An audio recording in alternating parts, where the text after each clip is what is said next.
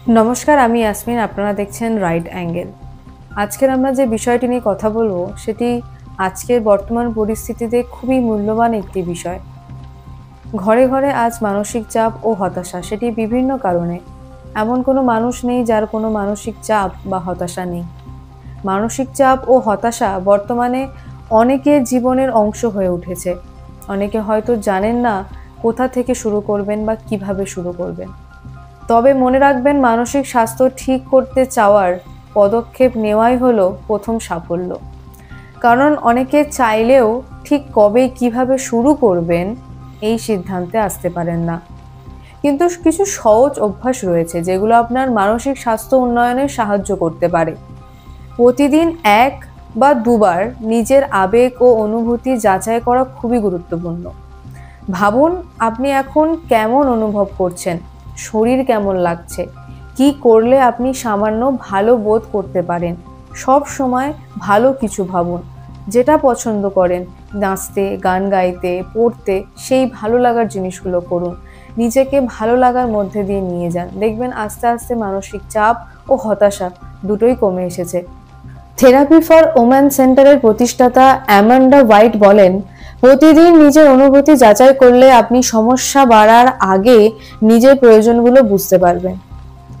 যেমন ধরুন, আপনার খুব মন খারাপ, আপনি নিজের সাথে নিজে কথা বললেন, আপনার সমস্যাগুলো আপনি নিজেকে বললেন, শেয়ার করলেন। দেখবেন যখন আপনি আপনার প্রবলেম নিয়ে আলোচনা করছেন, তখন আপনার প্রবলেম বলার সাথে সাথেই আপনি সেই সমস্যার সমাধানও খুঁজে বার করছেন। উদাহরণ হিসেবে বলা চলে, যদি কোনো মিটিং এর পর আপনার হতাশা বা রাগ হয়, তাহলে আপনি একটু গভীর নিঃশ্বাস নিন, হালকা হাঁটাচলা করুন, দেখবেন আপনার মন শান্ত হবে। এছাড়া নিজের আবেগ শনাক্ত করতে মুড মিটার চার্ট ব্যবহার করতে পারেন। ভালো ঘুম মানসিক স্বাস্থ্যের জন্য খুবই গুরুত্বপূর্ণ। কিয়ানো জ্যাকসন বলেন, ঘুমের অভাব ধৈর্য ও আবেগ নিয়ন্ত্রণ কমিয়ে দেয়। প্রতি রাতে কমপক্ষে 7 ঘন্টা ঘুমানো উচিত। প্রতিদিন একই সময় ঘুমাতে যান। ঘর ঠান্ডা রাখুন এবং ঘুমের ঠিক 30 মিনিট আগে সব স্ক্রিন বন্ধ করুন। একদম ফোন দেখবেন না। এক গবেষণায় দেখা গেছে, ভালো ঘুম বিষণ্ণতা, উদ্বেগ ও মানসিক চাপ কমাতে সাহায্য করে। দৈনন্দিন জীবনের ছোট সুখের মুহূর্তগুলো খুঁজে নিন। যেমন সকালে 1 কাপ গরম চায়ে সেখানে চুমুক দিয়ে একটু সুখ খুঁজে নিন। রাস্তার কুকুরকে খাওয়ানোর মতো কাজেও সুখ খুঁজে নিন।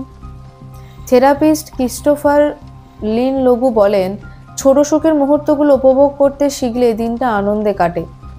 অনেক সময় হঠাৎ উদ্বিগ্ন হয়ে পড়লে সেটি নিয়ে অতিরিক্ত চিন্তা করা মানুষের অভ্যাস। প্রায় সব আবেগ শারীরিকভাবে 90 সেকেন্ড স্থায়ী হয় যদি সেই চিন্তা দীর্ঘায়িত না করেন। থেরাপি শুধু গভীর বিষণ্ণতা বা ট্রমার জন্য নয়।